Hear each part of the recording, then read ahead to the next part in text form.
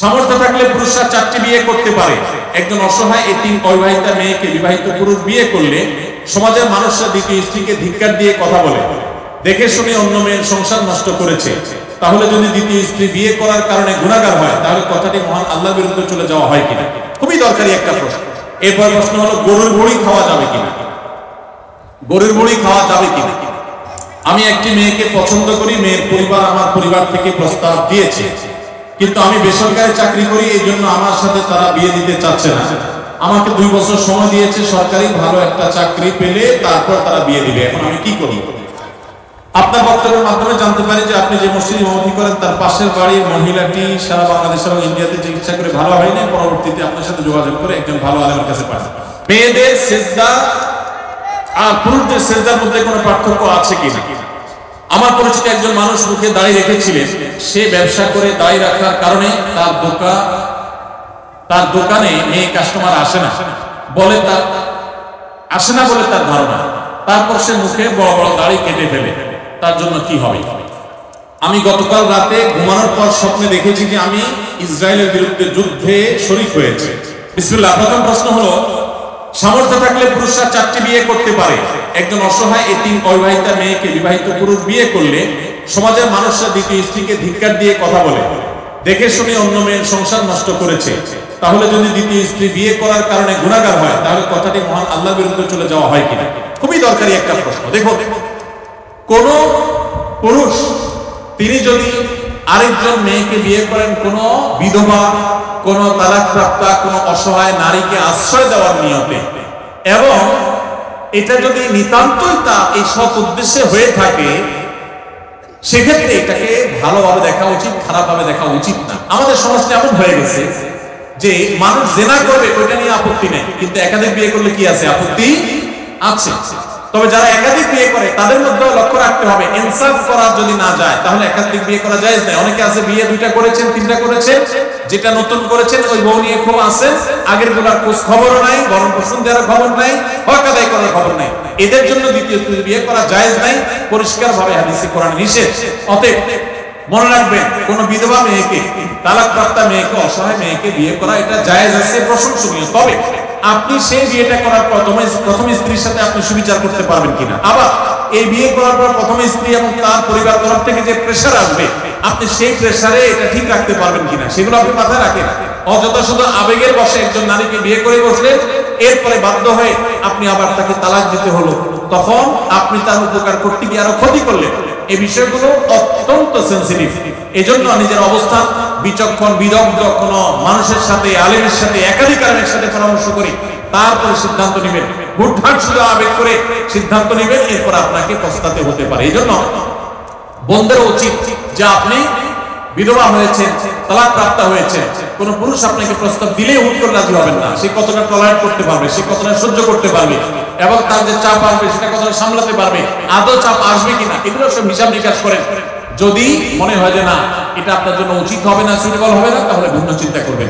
আবেগে শুধুমাত্র গা ভাসাতে যাবেন না। তবে সাধারণ পুরুষরা যদি কোনো যিনি জীবনে বিয়ে করেন না, প্রথম বিয়ে করবেন, প্রথম বিয়ে হিসেবে কোনো তালাকপ্রাপ্তা, কোনো বিধবা, কোনো এতিম, কোনো অসহায় মেয়েকে যদি বিয়ে করেন, তাহলে শুধুমাত্র এই সহায়তা দেওয়ার নিয়তে, আশ্রয় দেওয়ার নিয়ত করলে সেটা আরো সবের কারণ হবে। আমাদের সমাজ অনেক ক্ষেত্রে এত নষ্ট হয়েছে যে এই ধরনের পরিস্থিতিতে সমালোচনা করা হয়, খারাপ চোখে দেখা হয় যে সে কেন নিজের চাইতে সমবয়সের বা বয়স্ক অথবা তালাকপ্রাপ্তা অথবা বিধবা কাউকে বিয়ে করেছে। কোন মেয়ে তালাকপ্রাপ্তা হওয়া কিংবা বিধবা হওয়া, কোনো কারণে সংসার বিচ্ছেদ হওয়া, ভেঙে যাওয়া, এটা সবসময় মেয়েদের দোষের কারণে হয় তা না। বিধায় এগুলোর কারণে মেয়েদেরকে কোণঠাসা করা, বাজে কথা বলা, এটা সামাজিক কুসংস্কার, এগুলোর বিরুদ্ধে আমাদেরকে সংগ্রাম করতে হবে। এরপর প্রশ্ন হলো, গরুর ভুঁড়ি খাওয়া যাবে কিনা? গরুর ভুঁড়ি খাওয়া যাবে কিনা? ভাই, এই প্রশ্ন উত্তর হলো যে গরুর ভুঁড়ি খাওয়া ইসলামী শরিয়ার দৃষ্টিকোণ থেকে সম্পূর্ণ হালাল। আপনার যদি রুচিয়ে না কুলায়, সবাই সব জিনিস খাওয়ার রুচি হবে না। আপনার যদি রুচিতে না কুলায় আপনি খাবেন না, সেটা ভিন্ন বিষয়। আপনার না খাওয়ার অধিকার আছে, আমার ভালো লাগে না এটা আমি খাবো না, কিন্তু শরীয়ত সেটাকে কি করে নেয়? হারাম করে নেয়। যদি পরিষ্কার পরিচ্ছন্ন করে রান্না করা হয় সেটা খাওয়া সম্পূর্ণ হালাল। অনেকে শুটকি পছন্দ করেন না, তো শুটকি আপনি পছন্দ করেন, আপনি খায়েন, কিন্তু শুটকি খাওয়া কিনা হারাম না। ঠিক একইভাবে গরুর ভুঁড়ি খাওয়া কিনা হারাম না গরু কেন, যে কোনো প্রাণীর ভুঁড়ি খাওয়া হারাম না, আপনি পরিষ্কার করে যদি খেতে পারেন সেটা অবশ্যই কি আছে, জায়েজ আছে। কেউ খেলে তাকে ঘৃণা করাও উচিত না, কারণ আল্লাহ যেটাকে হালাল করেছেন সেটাকে আপনি হারাম করার কে? এই জন্য এই বিষয়গুলো আমাদেরকে ভালো করে বুঝে নিতে হবে যে আমার রুচি না হয় এক জিনিস আর শরীয়তে হারাম করা আরেক জিনিস। বিনা গরুর ভুঁড়ি খাওয়া এটা হারাম কোনো বিষয় নয়। আপনার বক্তব্যের মাধ্যমে জানতে পারি যে আপনি যে মসজিদে ইমামতি করেন তার পাশের বাড়ির মহিলাটি সারা বাংলাদেশ এবং ইন্ডিয়াতে চিকিৎসা করে ভালো হয়নি, পরবর্তীতে আপনার সাথে যোগাযোগ করে একজন ভালো আলেমের কাছে পাঠান। দেখুন, যাদের জিন জাদু বা ব্ল্যাক ম্যাজিকের সমস্যা আছে, যাদের নরমাল ট্রিটমেন্ট করে কোনোভাবে কোনো রোগ ধরা পড়ে নাই, ডায়াগনোসিস হয় নাই, তারা রুকিয়া করবে। রুকিয়ার জন্য কোনো বিশেষ রাখি হতে হবে কোনো জরুরি না। আল্লাহ তাআলা কাকে কার হাত দিয়ে সেবা দিবেন সেটা আল্লাহ তাআলা ভালো জানেন। সোশ্যাল মিডিয়াতে অনেকগুলো রুকিয়া সাপোর্ট গ্রুপ আছে, এই সমস্ত গ্রুপগুলোতে আপনি একটু বিচরণ করলে আপনি অনেকগুলো পরামর্শ পাবেন যে সেলফ রুকিয়া, নিজের রুকিয়া করতে পারবেন। কোনো মানুষ দিয়ে করে তো হবে এটা জরুরি না, আপনি নিজের রুকিয়া শুরু করে দেন। এবং এর বাইরে আপনি রাখিও পাবেন। কোনো কোনো ক্ষেত্রে আমাদের অফিসে গেলে অফিসিয়ালি না বললেও আমরা ব্যক্তিগত পর্যায়ে অনেক সময় অনেক রাখিদের নাম্বার অফিস থেকে দেওয়া হয়, আপনার সেখানে সংগ্রহ করতে পারেন।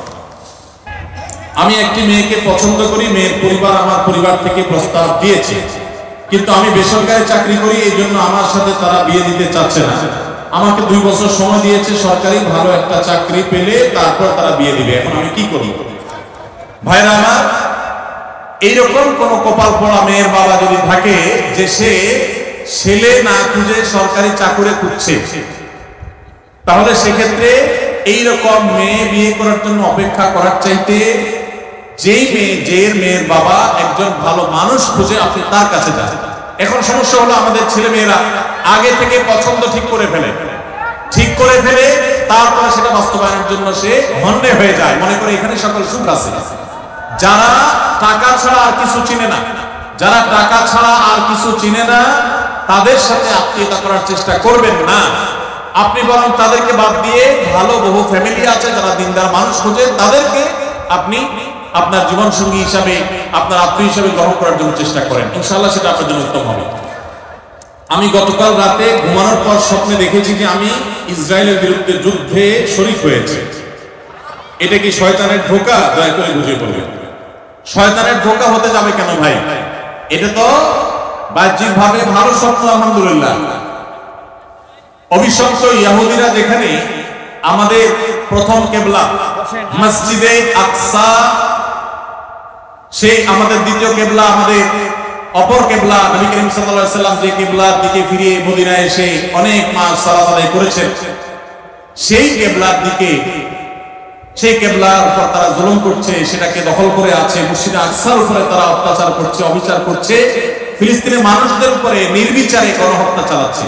এই মানুষগুলোর বিরুদ্ধে আপনি যুদ্ধে শামিল হয়েছে, এই স্বপ্নে দেখা তো ভালো স্বপ্ন, আলহামদুলিল্লাহ। আমরা আমাদের সাধ্য অনুযায়ী, অবশ্যই সাধ্য অনুযায়ী আমরা প্রত্যেকটা মানুষ অবস্থান নেওয়ার চেষ্টা করব। আল্লাহ তাআলা আমাদের সবাইকে আমাদের প্রত্যেকের দায়িত্ব যথাযথভাবে পালন করার তৌফিক দান করুন, আমিন।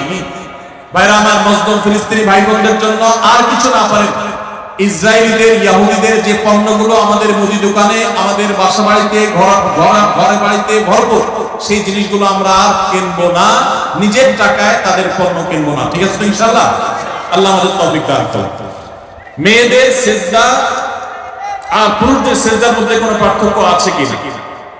দেখো, ছেলে এবং মেয়েদের সিজদার মধ্যে কোনো পার্থক্য আছে কিনা, উলামায়ে আহনাফ বা হানাফি মাযহাবের মতে ছেলেরা যেভাবে সিজদা দিবে মেয়েরা তার চাইতে জড়সড় হয়ে সিজদা দিবে। এটা তাদের শারীরিক অবকাঠামোর কারণে, বিভিন্ন আসার দ্বারা এর সপক্ষে তারা প্রমাণ দিয়ে থাকে।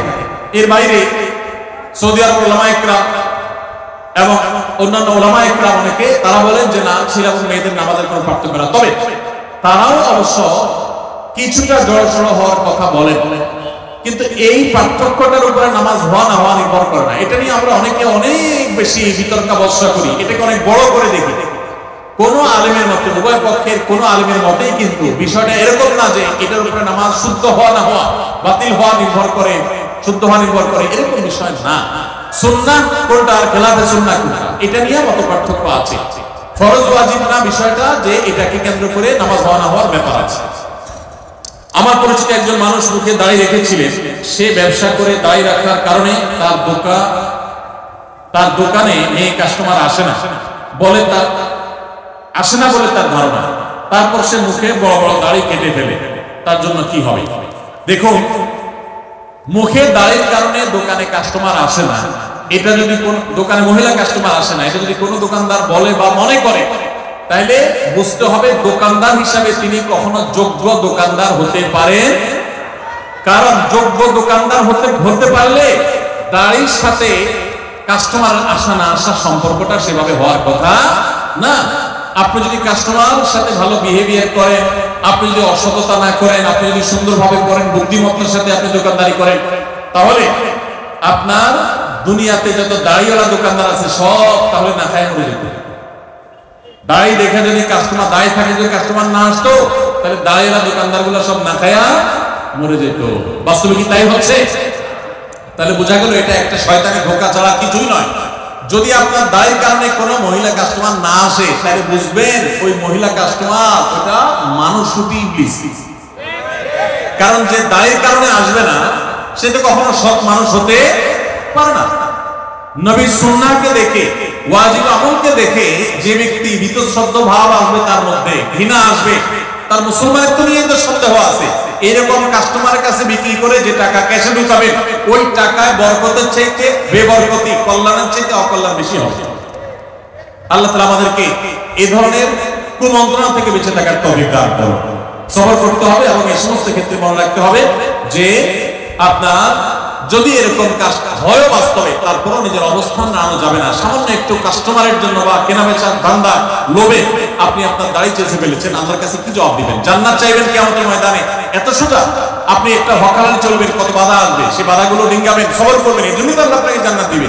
এখন বাধা আসছে, আপনি কাত হয়ে গেছেন, দাড়িটা চেঁচে ফেললেন, তাহলে আল্লাহর কাছে কিভাবে জান্নাত আসে? অবশ্যই এটা গুনাহ।